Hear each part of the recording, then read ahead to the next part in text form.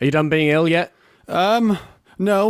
The thing is I feel fine. I'm still getting a bit tired, but like I don't feel like foggy-headed. I haven't got a runny nose or anything. I've just got this really annoying cough that happens when I talk. Which is good. It's good for podcasts. It's good that that's not your only job for the next, 40 minutes? Yeah, exactly. Yeah, talking. Let's watch some cartoons. I can watch. No, you do that bit. You do the watching, I'll do the talking. Okay, let's do this. all right.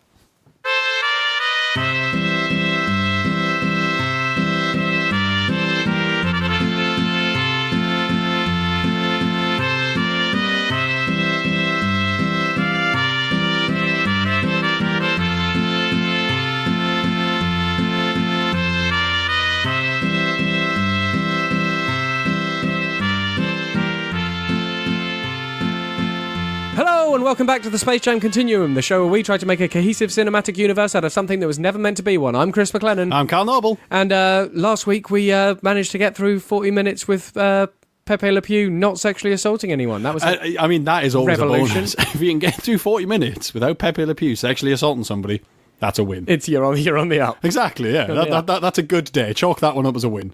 We saw the origin of Bugs's TARDIS powers. Yeah, that was quite a big moment. I'm not sure if we made as big a deal over it as, Well, I think it's because it wasn't the discovery of the powers. It was just like, that's where he got that from. Yeah. But it's an interesting one. It was like it's confirmed something, and we've got a little bit of an anchor in the Bugs timeline. Yeah. Because we know he doesn't start jumping around until 1948. Yeah. Which means pretty much that any episodes after October 1948, we can't presume it's a Bugs before powers. Yeah. Because he definitely has them. Yes, yeah, he's definitely got them, yeah. So that, like, it gives us an anchor in that regard. Yep. We saw Foghorn Leghorn dragged away for dinner again by Henry Hawk, but, I presume that won't take. We never really see what happens when they get a giant rooster the size of a basset hound. You're never getting that back to. I mean, the thing is what kind of oven must they have to think that's? But it's only Henry Hawk, and I think maybe it's one of those things. When you're a kid, everything seems bigger. Yeah. So he's just like, oven's massive. I must be able to get anything in there, get a house in there. But as an adult, you go, it's not going to fit, is it? It's just not. It's not going to pan out. So it's not going to fit. You're never getting that in there. That's the lay of the land currently. We're still on Clone Watch, Cinecolor Clone Watch. So for any Hectors, and that's going to be immediately relevant in our first episode today, which is called Daffy Dilly. It's a Daffy Duck number from October 30th, 1948. But it's Cinecolor. Yeah. It's also apparently edited into Daffy Duck's Quackbusters in 1988. So in 1988, we need to look at that because we have to assume that it's not actually an episode happening. It's an edited version of this. Yeah, I don't know. But we've come across this sort of thing before where they haven't, they went, it's a sequel. And it's had nothing to do with it. Or, it's later known as this, and it's again had nothing to do with it. But that's something we're going to have to pay attention to in the distant future of 1988. That's a while away. But right now, join us. We're watching Daffy Dilly, which is a Daffy Duck number from October 30th, 1948.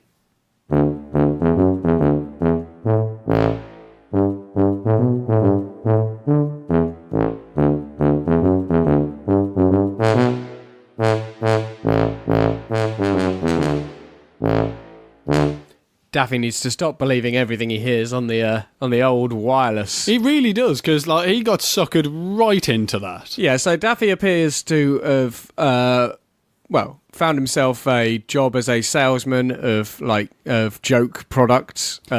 He's Del Boying it a bit, isn't he? I'd have thought he'd be really good at that, but no one seems to be stopping for it. No.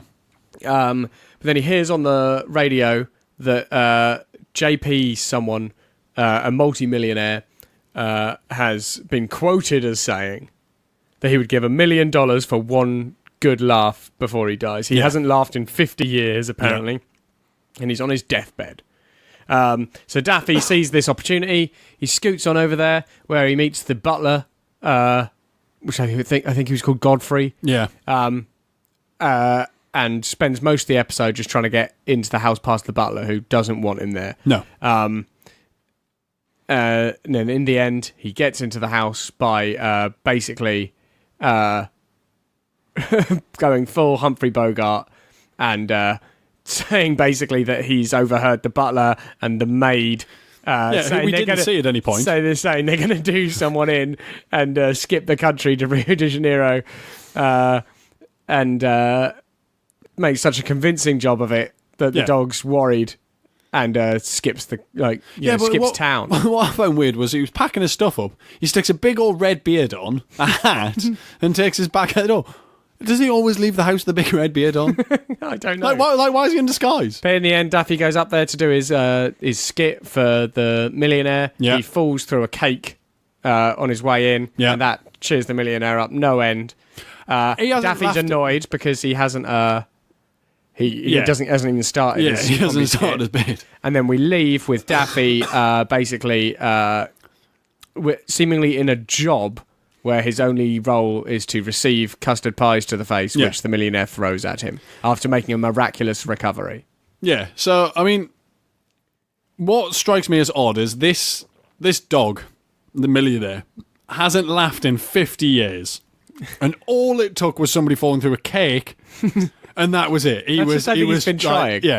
Just laughing his tits off. Like, where's that? How has that happened? How can that be the only thing you found funny in 50 years? And how has that not happened in 50 years? And how have you not, because he was very entertained by the throwing a pie at someone bit. Has he never seen that gag? In 50 years, if he was really in pursuit of a laugh, he would have tried that. Well, because the thing is, that's a classic gag. Yeah. That's a classic cartoon gag. How has that never come up before? But he hasn't been trying. But I think Godfrey, the butler, was quite protective of him. I think he sort of probably keeps him sort of shut in the house. Yeah, possibly. Because he wasn't letting anyone visit either. No, he wasn't. And we never saw this maid. This maid doesn't exist. But did you notice what the millionaire looked like? You notice who he looked like? I did notice who he looked like once he got better. Like I thought it when I first saw him. I thought, is that our clone for this episode? He looks a lot like and Hector. then when he's just up, he's like he's another brown Hector. Yeah. So it's just like it's a constant clone watch. I was wondering if he because it didn't say how he became a millionaire. No. And he's on his deathbed. Yeah. And he started. Do you think cloning people? Yeah. Do you think he's the head of Cynicolor? Do you reckon he's like the one that maybe started the whole thing? Yeah, and that's why he's a millionaire. Or at least who started whoever's actually doing the cloning? Because it's not necessarily Cynicolor. Cynicolor's the front. Yes. Right? But that was where my mind went as well. So do you think he's the original? Yeah, I think he's the original. And maybe he's cloning for body parts. Yeah, maybe. Maybe he's gonna sort of he's doing it for body surrogates parts. Or like being John Malkovich. Yeah. Where he's just going to inhabit. He's going to have his mind. Whereas Cynicolor, the whatever organisations behind Cynicolor have started taking it down the super soldier route, maybe without him noticing. He's the benefactor. Yeah, but he started it for medical purposes. Yeah, and they've taken it a step further. And now he's on his way out. Yeah. So I'm wondering if we'll see it maybe settle down a bit, or if we'll see, at least the super soldiery part of it stamped out. I mean, unless they're keeping that on the down low, Because I don't even know that he was doing it for himself. No. I think he would just be the guy who initially started it all and gave us DNA. But I reckon it's probably for a good reason. And maybe it's been taken away from him. Possibly. You've got to be careful who you hire when you're talking about cloning. It's difficult. I mean, that's what I've always been told. Just careful who you hire. If you ever start a cloning business, careful who you hire. It was some good advice. It will get increasingly difficult. It was just good sauce. By whom? Some guy, Just some dude. Just some guy on the street. I thought it was a bit odd at the time. You were accepting... I was accepting good advice. Good advice from all. I had a sign. We'll accept all good advice. I mean, it's a good policy. I know, right? Godfrey then, the butler. Now, I enjoyed him. Yeah, he was fun. He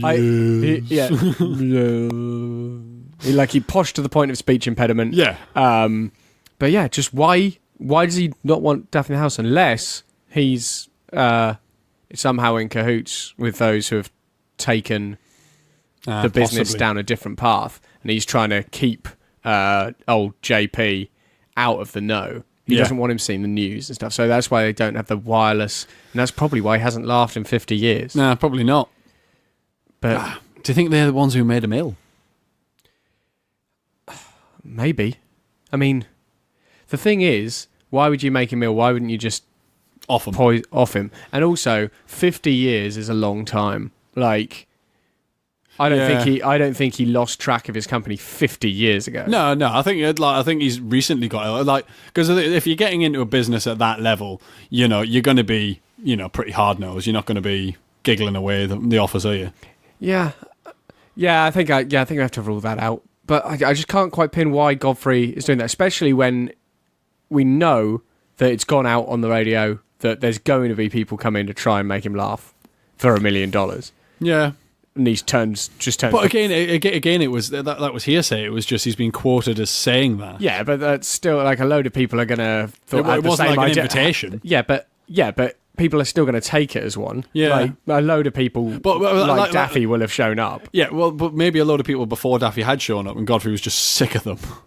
Yeah, I suppose so. But he definitely doesn't want him revived. No, he doesn't. So I'm thinking you're right. I think he is working for the organisation behind Cinecolor. We do need to give these guys a name. I can't keep referring to them as the organisation behind Cinecolor. We'll still just call them Cinecolor, but it's like, but Cinecolor is like the front because that's how they cover up the fact that there's all these different coloured versions of the same character. Yeah. It's like, we're just colouring. We're calling them different. We're just colouring in. You have no problem with your pop shield there? Yeah. I was just going to try and get to the end of the segment without mentioning it, so I didn't have to edit out you asking me about the pop shield. But I've mentioned it now. You pissed that. I didn't know what you wanted. You pissed that out of the wall, haven't you? Behind the veil. Oh, pop filter. The showbiz life we lead. So yeah, it's an interesting. It's interesting to put a face and a name to the cloning issue, but I think we should probably move on. The next one's called Kit for Cat. Kit as in Kit Kat. Yeah. Cat as in not in Kit Kat. Yeah, weird. Kit or Cat. It's an Elmer Fudd and Sylvester number from November the 6th, 1948. And as we've had many times before, this is supposedly a follow-up to 1944's Hair Force. But often when it says that, it's nothing to do with it. I really don't see where they're coming from. I mean, I'm so convinced it's got nothing to do with it that I'm not even going to go. No, I think we do have to have a snoop at Hair Force. But okay. But let's go straight in for Kit for Cat, November 6th, 1948. Let's do it.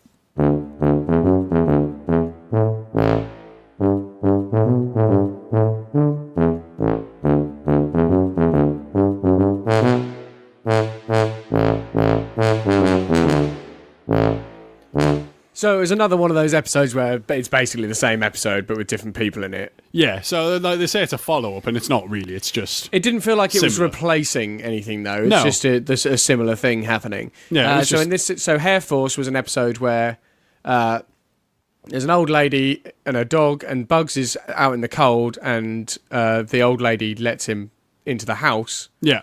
The dog doesn't like this and it's basically each trying of them to trying to get out. the other one getting kicked out. So in this case, it's Sylvester and a little kitten who both live on the streets, and Elmer lets them both in, but he says he can only keep one cat. Now, that seems odd to me, because looking at his house and his clothes, Elmer is in the money. He's done pretty well for himself, hasn't he? Now, when was the last time we saw Elmer Fudd? Like, when was it? Let's have a little look. It can't have been that long ago. I just can't remember what his situation was last time. Oh, it was quite long ago. It was a while. Oh, good. There we go. Back Alley Uproar. So he was living in like a little flat. Yeah. In that one. Yeah, he was. So so something's happened between when Sylvester was annoying him in an alleyway to now. And he didn't recognise Sylvester. No, he didn't. But then he was basically asleep for most of that episode. Like he probably didn't get a good look at the, a proper like recall of Sylvester's big red nose. And, I mean, the thing is he's pretty distinctive. You would recognise him. Yeah, but apparently not. But something's happened between that where... Elmer's not good at recognising things, though, is he? No, never has been. Where Sylvester was annoying Elmer, and now where Elmer's in a big, nice house, he's going around his dressing gown and slippers. A couple of chaise longues about. Yeah, I mean, like...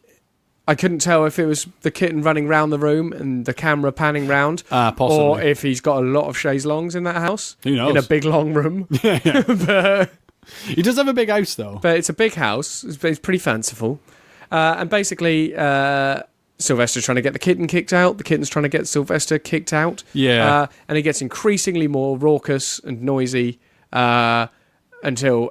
Elmer loses his rag and goes, right, I've decided who's leaving this house. And then there's the door opens and he's handed an eviction. Somebody else says, I've decided who's leaving. And he hands Elmer an eviction notice. So this stint of wealth seems to have been somewhat short-lived. I don't know why he doesn't have any money at the end, though. Do you think it's an experience? It might be an experience, because like this means that he was being allowed to live in the house, to my mind. Yeah. Because in the end, he's on the streets with Sylvester and the little kid. Still got his dressing gown, though. He's still got his dressing gown and his slippers going on.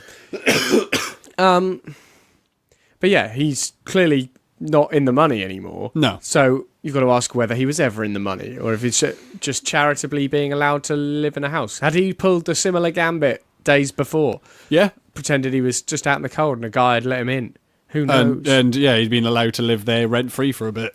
Exactly. I did think we got one age-old question answered, though. What's that? Because at one point, the kitten has a rifle or a shotgun, and presumably Elmer's, and Sylvester sticks his finger in the end of it. Yeah. And like stops bullets coming out. And this, to me, has answered the age-old question of why Elmer is so surprised when he points a gun at someone and something dies. Yeah, and something dies. He's not firing anything. No, he's just blanks. He's never intended to kill any of them. Elmer fires blanks. That's the statement for today. Both literally and presumably figuratively, is him being an egg. Yeah. Like, exactly. I presume he hasn't got much working downstairs. Also, we've never really seen him pursue no a relationship or any sort of sexual desire. No, like, and we do he's also one of the few that hasn't been seduced at least briefly by Bugs dressing as a lady. That is true. Like, but we do now also know the answer to the question of what came first, the egg or the Elmer, and it's the egg. It's the egg. The egg came first. So we knew that already. We did, yeah. But so I was like, he never intended. Like, that's changed my view of Elmer. I think because also he's very quick to anger normally. But that's probably why Loads has gone with blanks. Yeah. Because he's like, I know I'm easily knows that angered about himself. Yeah. And also, I think it's just a way of him going to blow off steam. Yeah. Like he just wants to... use it as a stress relief. Yeah, exactly. He goes out hunting, but never intends to kill anything. Exactly. He doesn't mind having an unsuccessful hunting trip. He got to fire his gun about. Yeah. And, be the big man. Be the big man. And, just work off some stress. What's stressing him out? I don't know. Because he's a benefits fraudster. Yeah, he's pretty chill. Constantly claiming off his from his Egghead experience catalogue. Yeah. But yeah, they're going to catch on one day, though. Well, maybe this is what's just happened. Oh, you reckon the eviction? He lived a little bit too large. Yeah, and they finally caught up with him and gone, you're out in the street. Yeah, well, like maybe it's because he's been in that house a bit too long. They're like, no egghead can last that long. Like, there's got to be something going on. Do you have proof of income? Yeah. Do you have proof of the fact you are actually an egghead? Yeah. Did you have proof of being like, still just an egg on a false body? Yeah, it's like prove it. Let's pinprick your finger and see if you bleed. And they try and open his dressing gown, and he goes no, and he covers it up, and then he just accepts the eviction notice and leaves. Yeah. So it'll be interesting to see how that pans out, because I think might have to go get a real job. Yeah, I think his time on welfare is well and truly ended. I think maybe it has. I don't think there's much else to take from that episode. I I don't think so. It was a fun episode to watch, but there was there's no some big little revelations. bits like Elmer's arc has progressed. Yeah. And I think that's I like following Elmer's arc. Like, he's got some ups and downs, and we know he's like instrumental in whatever the Bugs agenda is. And he just generally seems to be an all right guy. That's he's just a pretty nice dude. Like, he gets angry occasionally, but that's fair enough. He fine, loads his gun with blanks. Yeah, he's an okay guy. So let's move on to your favourite boy then. Back to Daffy. him. It's a Daffy heavy episode this week. We're watching The Stupor Salesman. So he's carrying on. It sounds like in his salesman role. Bit. Yeah. It's a Daffy Duck number from November 20th, 1948.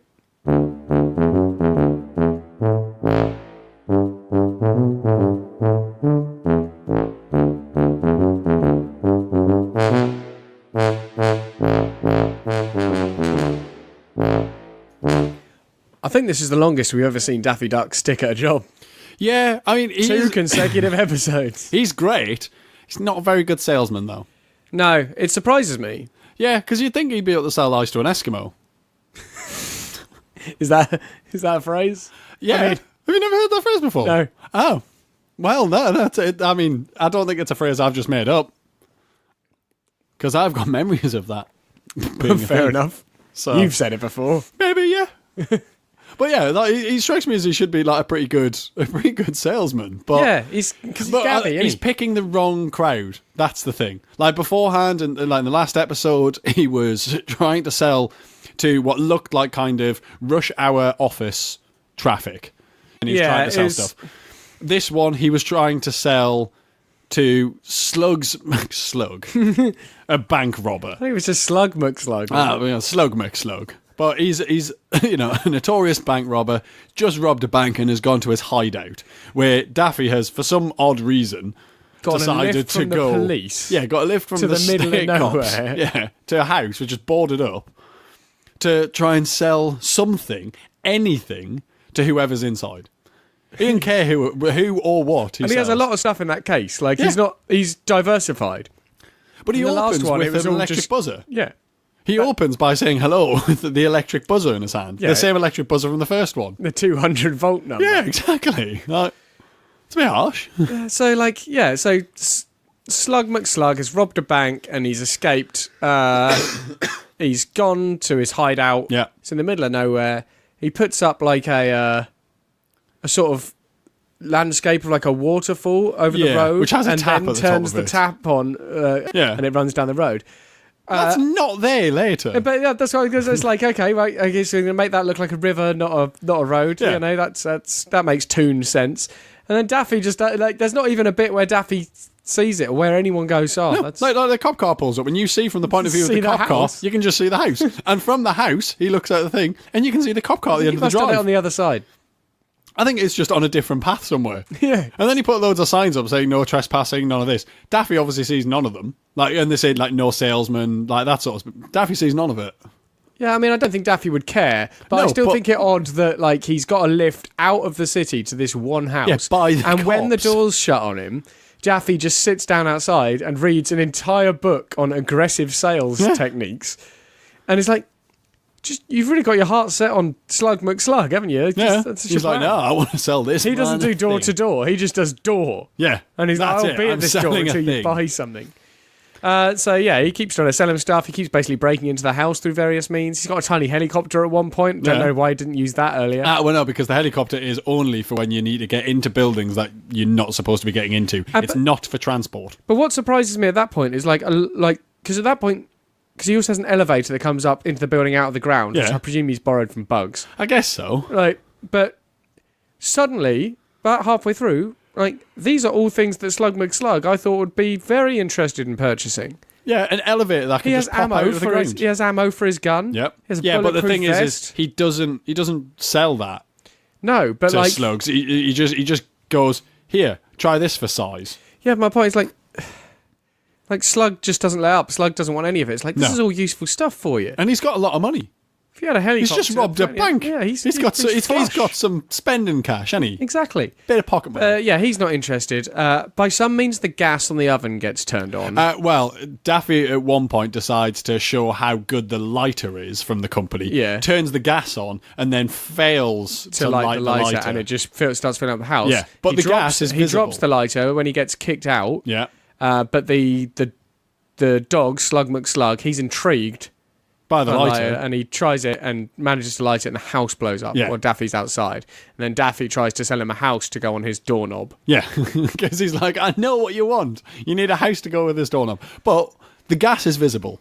Yeah, it's green. It's like Pepe Le Pew stink. Yeah, how didn't Slug see this? Well, I don't know. Do you think that might be a trick of the light that's only through the portal? Possibly, it could be. Because can they see Pepe Le Pew stink, for instance, or like when Pepe Le Pew floats along a scent? Yeah, can he see the scent, or can we see the scent? Yeah, no, that's fair enough. Like, is the light coming through the portal lighting up gases that they can't see, but we can? Yeah, if they look if they look our way, can they see green gas? Yeah, whenever like fart vapor. Yeah, yeah. Exactly. For example. So that's what you know from this, is that, through the portal you can see invisible gases. Yeah. So that's not useful. No, but it's worth noting. We know that they can't necessarily see all things that we can see. Yes. Like there is a distortion visually. That is interesting, actually. Because what else can we see that they can't? Exactly. Like, how much have we gone, why doesn't he just do this or that? Yeah. And it's because we can see it and they can't. So, actually, that is more interesting than I think we first gave it credit for. Yeah. That opens up a whole world of different stuff. You have to think about it, like, anything that seems like just a weird visual effect. Yeah. It's like, well, is that what they're seeing? Yeah. Or are we seeing... Because we've seen that sort of thing before when things have seen stars and stuff like that. Like, are they actually seeing that sort of thing? Yeah, because sometimes they grab them. Yeah. So I think we're pretty sure if there's birds around... Yeah, birds actually turn up. So that's a job. Yeah. They're on call 24/7. Yeah, exactly. And it's just like, boop, there you go. Does everyone have their own birds, do you reckon? Or do you reckon they just get out real quick? Yeah, well, I think they've got like some sort of like teleportation ability that allows them to go, right, you guys, team 1, you're there. Team 2, you're there. And, they snap in. And then they have to make their own way home, but they get to claim that as, from the company. They'll get the bus tickets or something like that. Like, teleportation only works one way. We have a 415 in Sector 4. Anvil dropped from great height. Yeah. Go. Please dispatch. Yeah. And then, depending on kind of how big the concussion is, depends on how many birds get sent out, the colour of the birds, that's got to change. But, like I say, I think the birds have to make their own way home. Yeah, I reckon so. Do you think they get I reckon they get a travel allowance, 12 cents a gallon or whatever. Yeah, well, I reckon they get. Probably 9.48. That'd be amazing. Yeah, but I reckon it's they probably make their own way home. Like it's up to them how they do, but they get an allowance, a travel allowance. Or have you seen the people on the motorways that are holding like red number plates? No. Okay, so tell me about this. Right. Okay, so the like car salesmen, if you buy a car from somewhere, you can get them to drive it to your house. And what they do is they've got their own number plate, which is specific to them. Right. As a person. And they put it over the front or in the back of the car to show that they're insured on that vehicle as they drive it down. But then what they do is the company will give them a certain amount of money to get back. But you see them hitchhiking and they'll hold their number plates, these red number plates. And what that tells, anybody who's picking up hitchhikers, that this person is a professional and they're just trying to get somewhere. They're not going to murder you in the car. I mean, they might, but... I've never seen this. And, really? You've gone really oddly deep into it. I mean, I asked you to, but I suddenly realised that we've been speaking about this. About when you buy a car and these guys can drive it to your house so they're insured, and then they sort of hitchhike back, but, And I realised that I'd lost all track of why we were talking about it. I realise now it's to do with the birds. It's the birds and how they get... So I'm thinking they might have some form of ID, which gets them...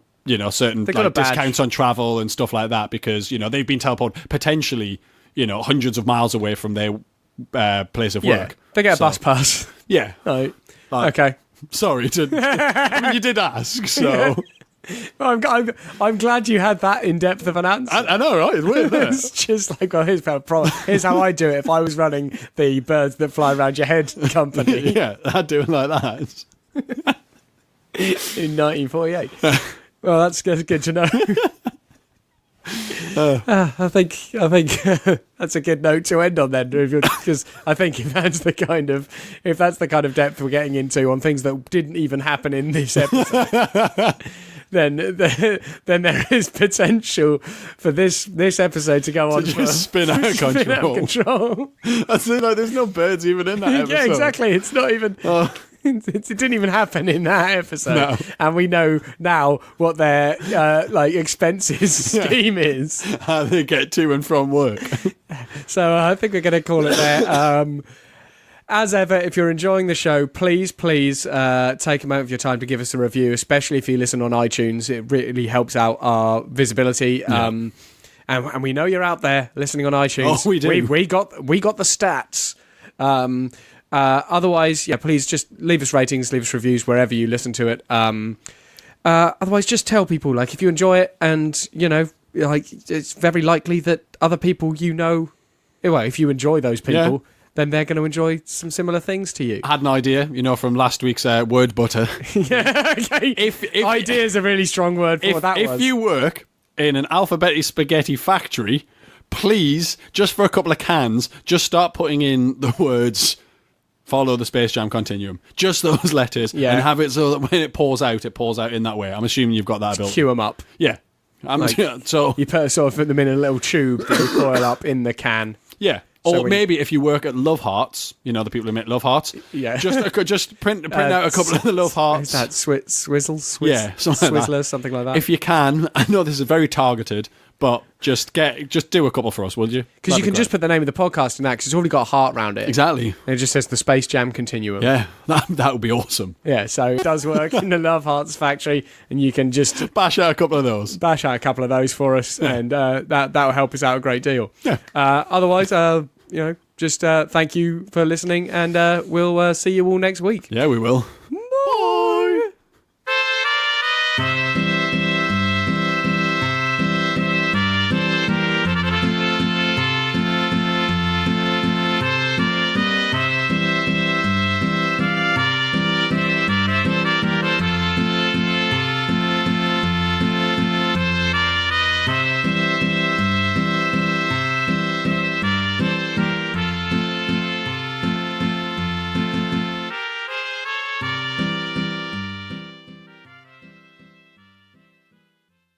It is a dark and stormy night, the wind lashing down, and you're facing against your greatest challenge yet.